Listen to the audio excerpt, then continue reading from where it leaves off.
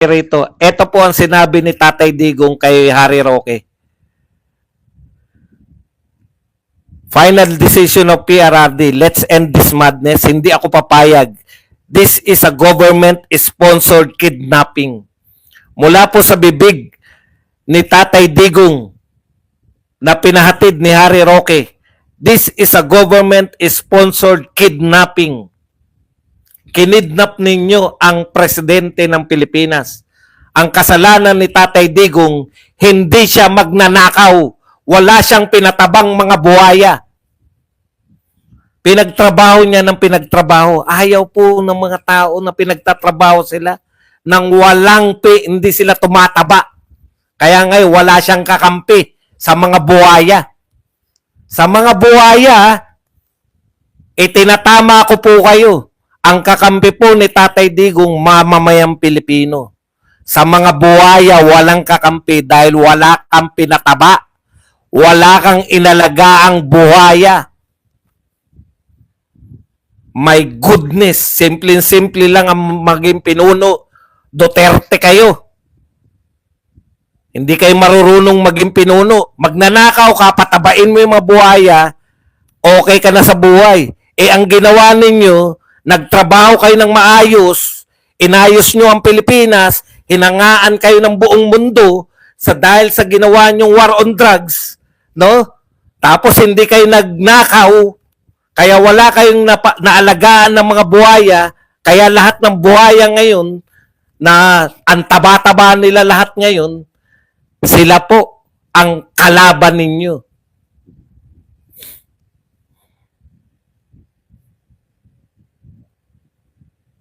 Problema nyo yan, mga Duterte. Dami nyong inaway ng mga kriminal. Ang dami nyong inaway ng mga buhaya. Biruin mo, oligarko, Duterte. Oligarko, nilabanan mo.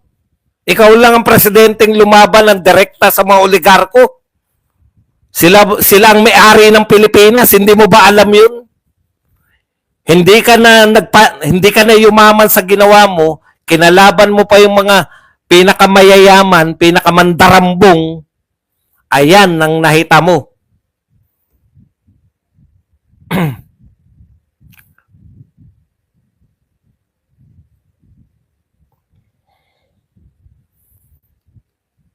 Huwag po tayo maawa. No? Suportahan natin sila. Suportahan natin yung mga mag-amang hindi magnanakaw. Suportahan natin yung mga mag-amang dahil hindi nagnakaw at nagtrabaho ay pinipersecute ngayon. Masayang masaya ang mga kontrabulate.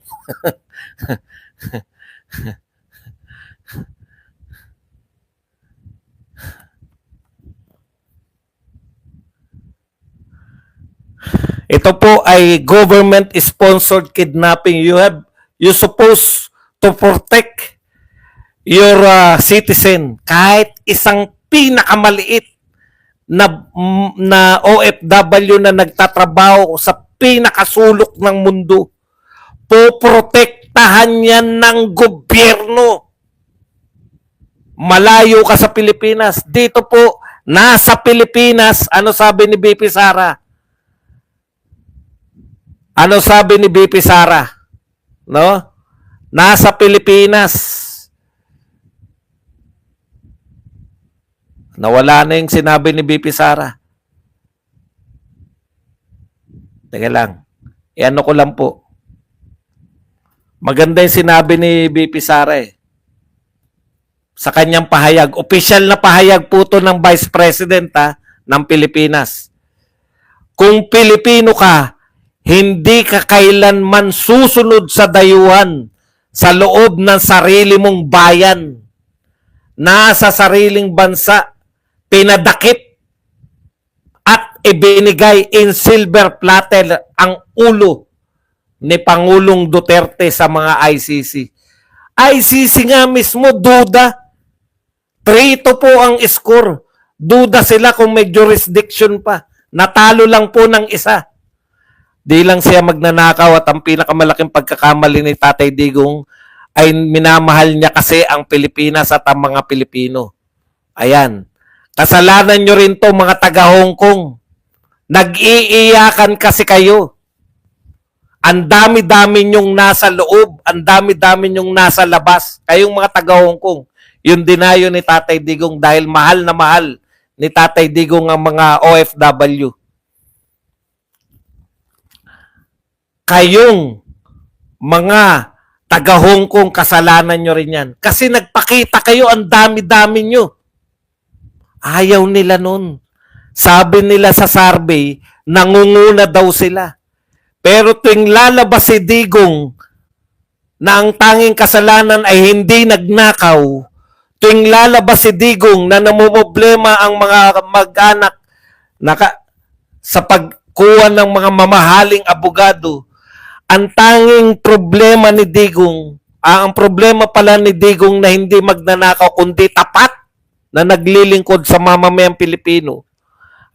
Bukod sa hindi siya magnanakaw, ang problema ni Digong, nakalimutan, tuwing lalabas siya, dinudumog siya ng tao.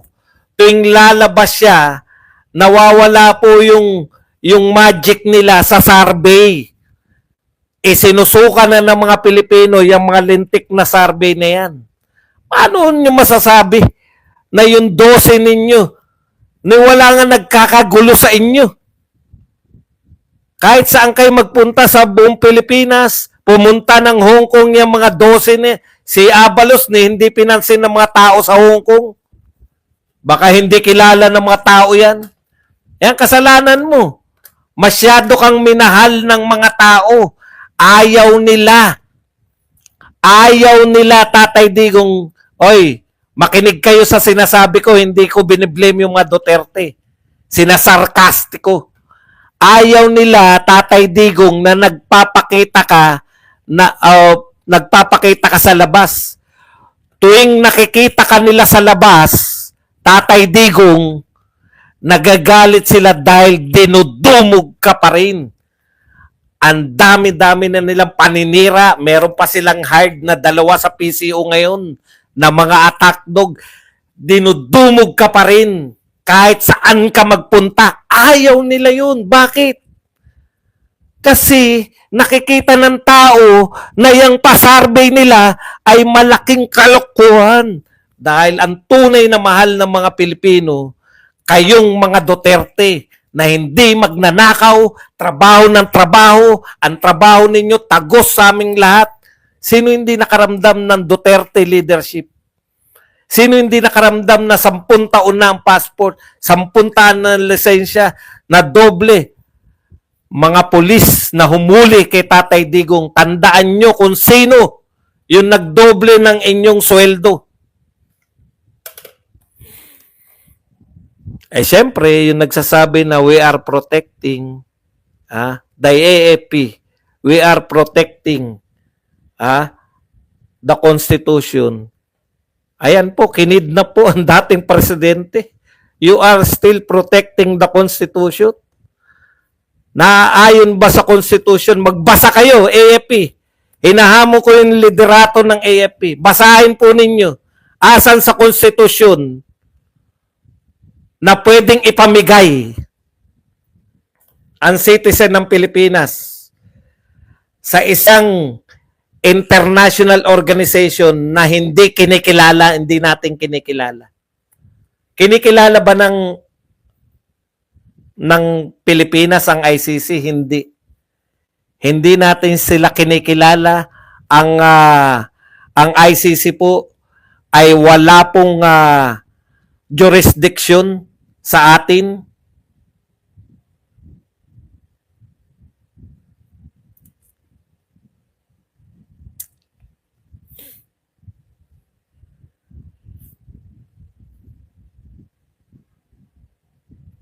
Yan po. Pwede po ba isurrender? Pwede po bang isurrender yung isang mamamayang Pilipino sa isang organisasyon na hindi natin kinikilala? Bakit kasi sumama? Anong bakit kasi sumama? Sa tingin nyo, dapat pumalag si Duterte? Natawa naman ako dun sa bakit kasi sumama.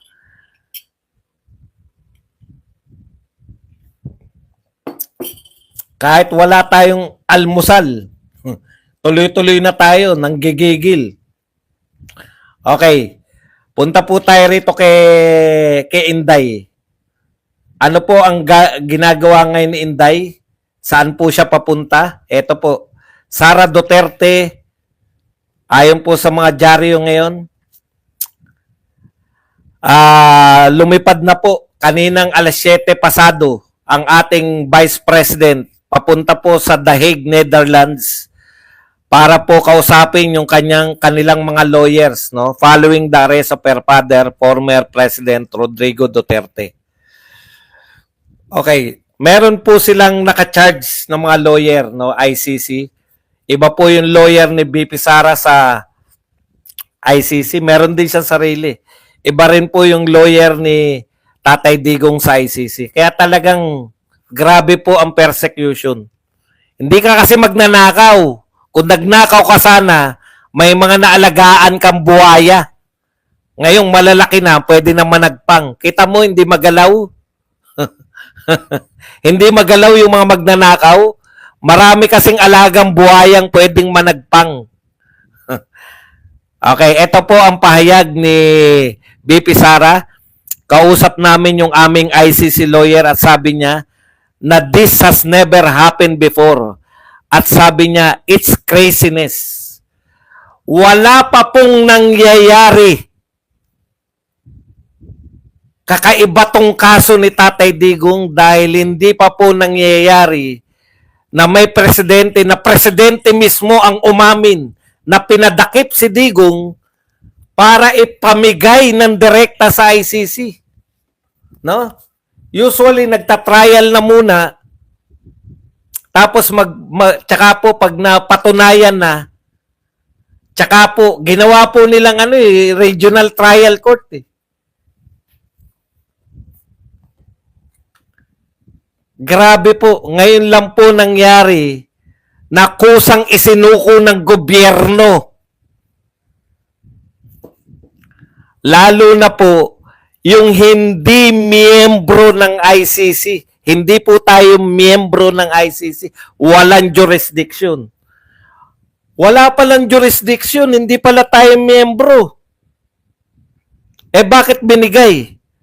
Kasi ina-uphold daw ng presidente yung law. Kaninong law? Magbasa po kayo ng konstitusyon. Yung mga nagsasabing nagpoprotekta sila ng konstitusyon. Basahin nyo po. Wala ko sinasabi kung anong dapat nyong gawin. Magbasa kayo ng konstitusyon. Kung may nakalagay dyan na pwede mong isurrender ang isang Pilipino, lalo na't hindi natin kinikilala.